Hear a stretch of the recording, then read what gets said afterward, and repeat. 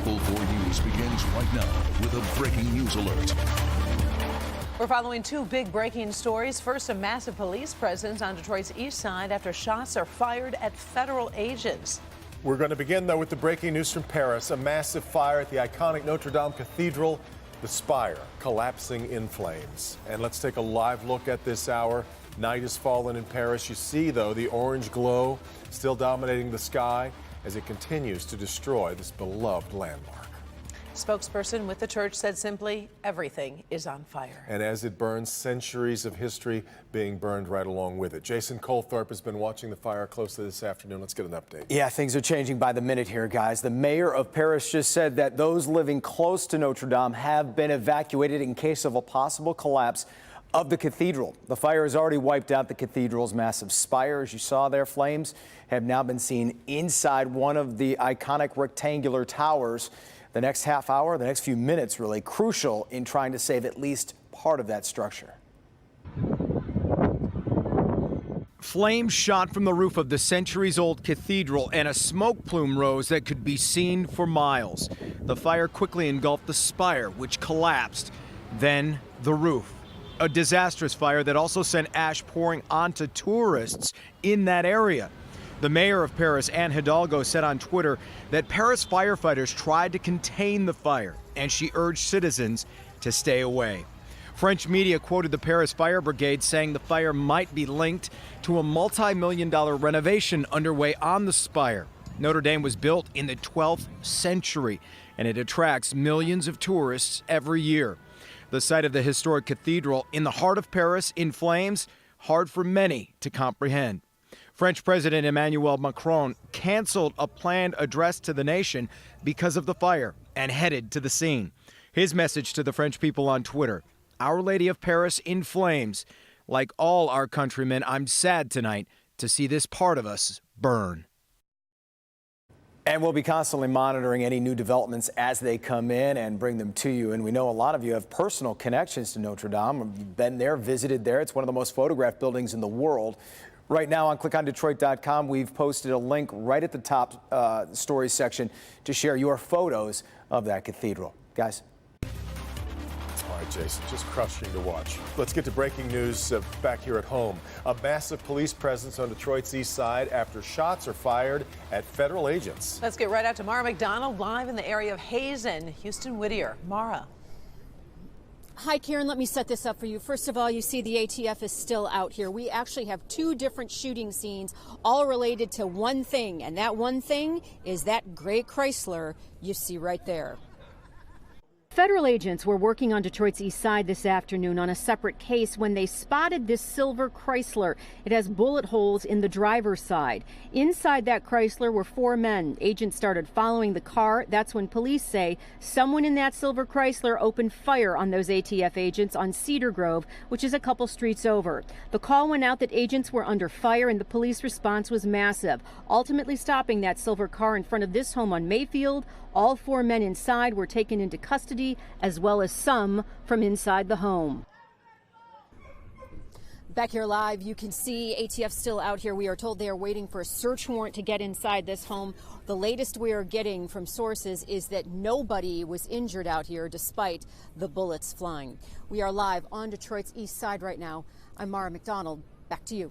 Frightening situation. All right, Mara. A man convicted in what police called a planned killing spree in Wayne and Oakland counties will spend the rest of his life in prison. But Vernis Griffin wasn't there to hear his punishment from the judge. He refused to come out of his cell for today's sentencing.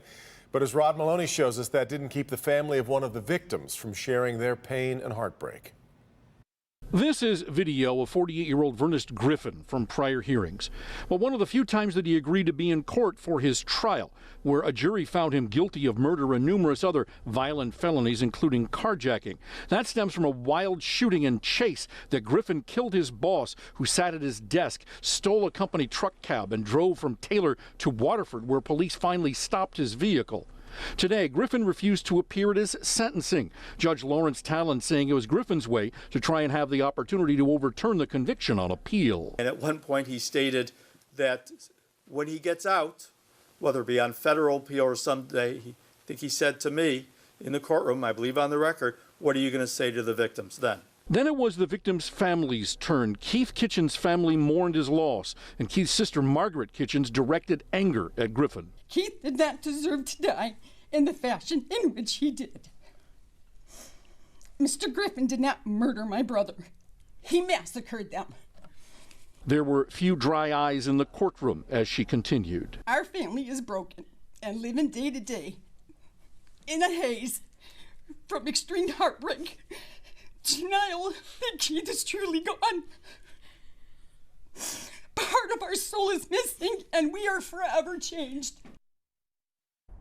Now, Griffin allegedly killed 2 men in this shooting spree. One of them, Keith Kitchens, was his boss. The judge sentenced him to natural life in prison, but then went on, because Griffin was on bond at the time of this incident, the carjacking, felony firearms, and also armed robbery were added in consecutive terms so that it would ensure that Griffin never gets out of prison alive. Reporting live downtown, Rod Maloney, Local 4. After a full day worth of rain on Sunday, it is nice to see the sun again today. It went down just exactly, but we had half of a really nice weekend, but enjoy this day while it lasts, because now a lot of April showers coming, Ben. Yeah, Saturday looked fantastic. Sunday, as you mentioned, not so much. Now we're back to good stuff here. Temperatures not quite as warm as you would like with all that sunshine out there, but still pretty close to average for this time of year. We can see some warmth building down here, and believe it or not, we're going to get some of this before the week is done. But just this work week, the temperatures are going to be heading upward. Sunshine's going to be around, so we'll catch it when we can, but there's rain around every single day of the forecast all the way through Friday of this week. We'll see if that changes for the upcoming weekend. No Easter and Passover coming up. We'll check that all out in your 7-day forecast ahead. Karen? Well, she said her 4-year-old son was inside her car when it was stolen Sunday afternoon, sparking a massive police response. Wayne County prosecutors now say that child was never in the car and she made it up. Larry Spruill was in the courtroom today as she was formally charged. And Larry, both police and prosecutors are taking this very seriously. Indeed. Good evening, Karen. A judge said multiple times that this situation was very serious and that she abused police resources. The judge also said that she wanted to make sure that the suspect knew the magnitude of this entire situation.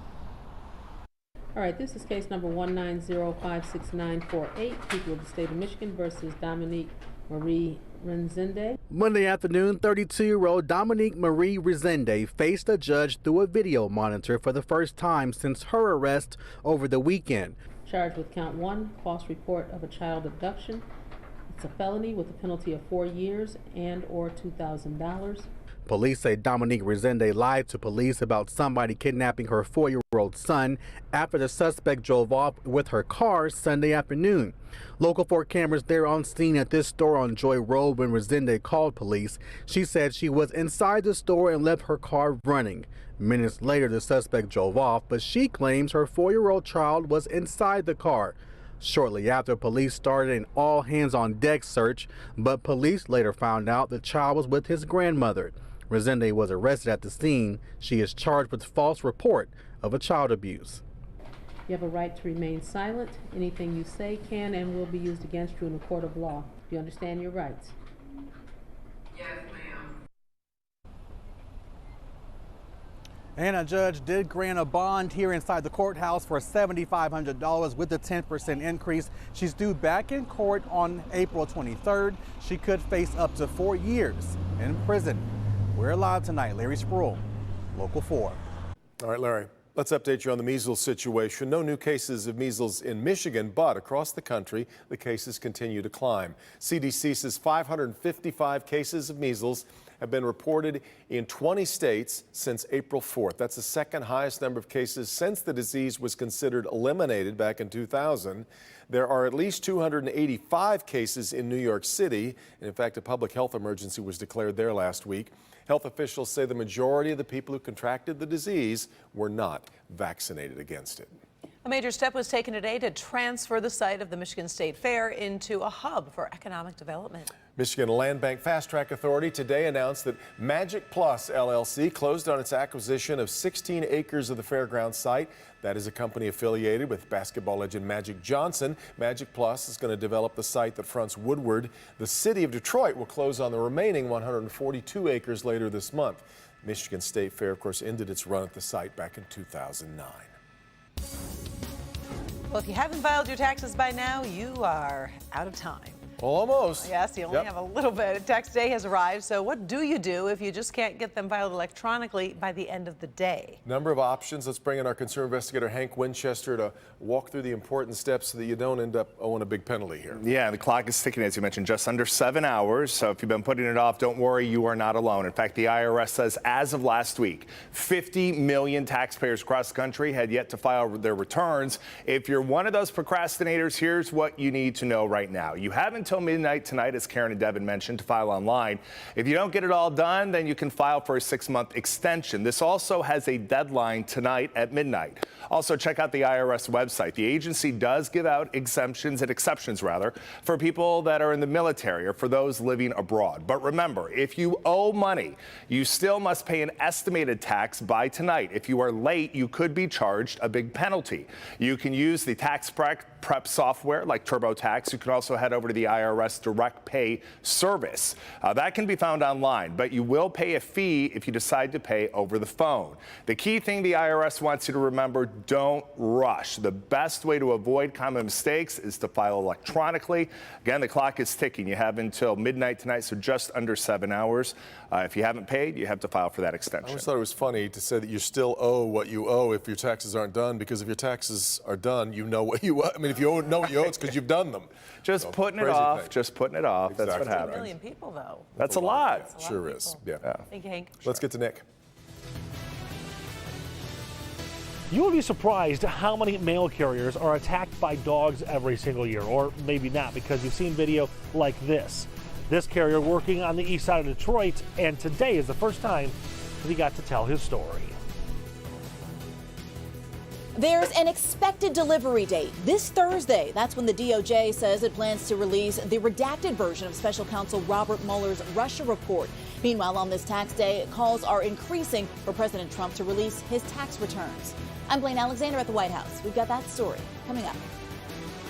All right, Blaine, but first, Lori Loughlin and her husband not going down without a fight. What they quietly did today that could signal a long court battle in the college admissions scandal when we come back.